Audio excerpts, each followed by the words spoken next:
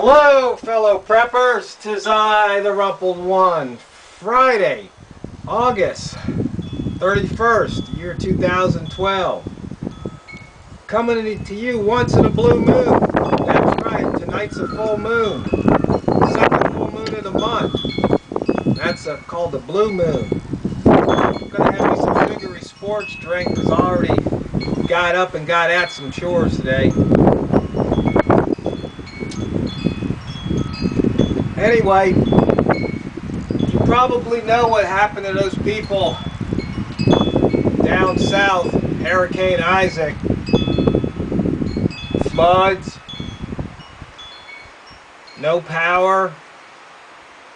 I just hope they were prepared. You know, I've been thinking about that National Geographic Doomsday Preppers, and you know, I'm not going to be on the show because all they want to do is show my guns and my bunker. And like I told them, that's all classified information. Whether or not I've got guns in a bunker, that's my business. It really doesn't have all that much to do with prepping in the first place. And they're doing people a disservice by calling it Doomsday Preppers. They're making us seem like we're some weird extreme wackos, rather than people who are just basically planning ahead, thinking that if there was some kind of disruption, we can just continue on the way we've normally been continuing on. Not worry about it too much. You know, the other day I posted that video, showed I got some more beans, some more canned goods that were on sale, some first aid supplies that were on sale. Just stocking up. And some people say, oh, you're hoarding. No, I'm not hoarding. I'm buying consumables. Things that I will use on a recurring basis. And they're going to get used up and they'll need to be replenished. See, the question is, do I go to my shelves to replenish, or do I have to hope there's someplace, a store, where I can go and replenish it? So you just don't know. Just don't know. You just don't know when that power is going to go out. I know I've talked about it, others have talked about it, but you know, you're connected to that grid in more ways than one. Power goes out, communications can go out. Your access to your bank account can go out. Won't be able to buy gasoline. Pumps run on electric.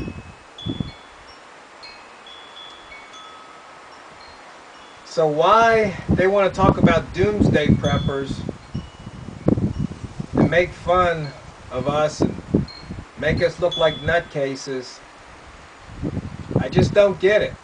You know, they had the opportunity. I told them, I said, hey, let's have some balance. You know, put me on. Show some regular people just doing regular things, not bunkers and guns. Not interested. They're not interested. You know, they did have a couple people on there that didn't seem to be bunkers and guns. That one lady had that real nice garden. I think she was in the Northeast. I think she had some apples. A little orchard. But the rest of them, you know, they want to show people bugging out in armored vehicles, shooting at their own properties. Just doesn't make sense. But those people that got hit by Isaac, I don't know. They had a chance to get out. I guess they didn't think ahead. I mean, if you live in Hurricane Alley, you need to think about escape routes.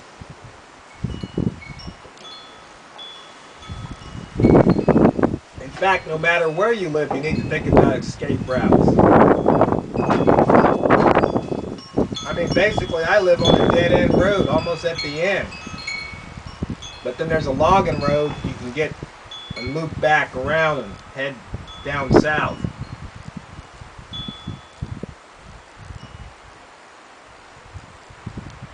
A lot of people don't think about those things. And they get stuck. And they wind up in some high school cafeteria or gymnasium huddled with the rest of the people, hoping that the Red Cross will give them some hot tea or cocoa or something. Sad state of affairs.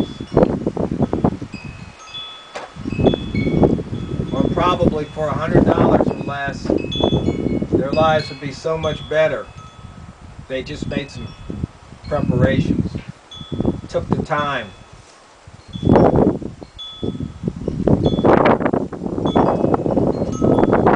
I don't know, mankind's kind of funny. Most people just don't seem to learn from the past.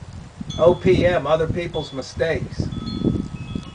Seems like they have to make a mistake themselves maybe 2, 3, 4 times before it sinks in, if it sinks in.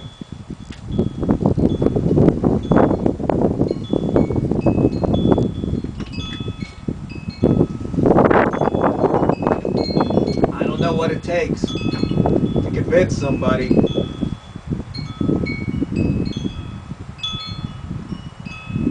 I guess it's like that saying, I kind of paraphrase it a little bit. So you can lead a man to knowledge, but you can't make him think.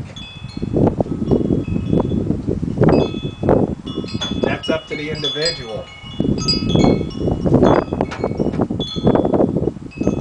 Just you can hear the wind chimes, wind's blowing a bit. But I'm sitting here waiting on a delivery. My water tank's coming in today. So I'll be starting on that project. That should be fun and interesting.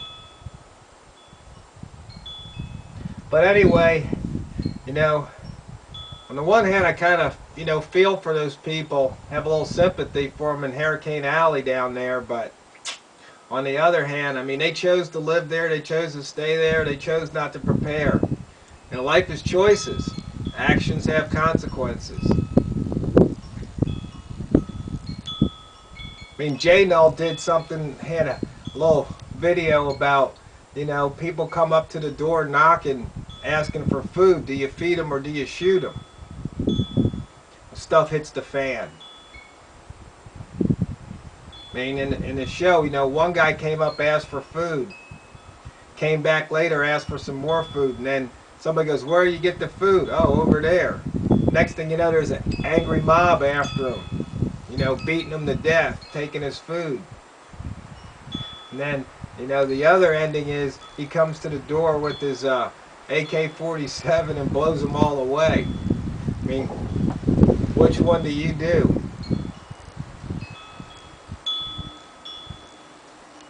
When stuff hits the fan, you gotta think about things like that before ahead of time, before it happens.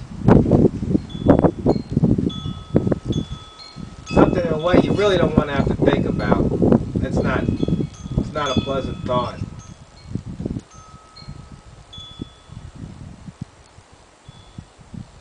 Self-preservation is pretty powerful, though. I've got some friends, though, here. They said if the tsunami hits, they'd rather die. They don't want to be around. Not me. I want to see what happens during the end.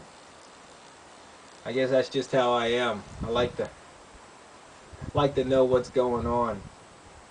Like to see what's happening.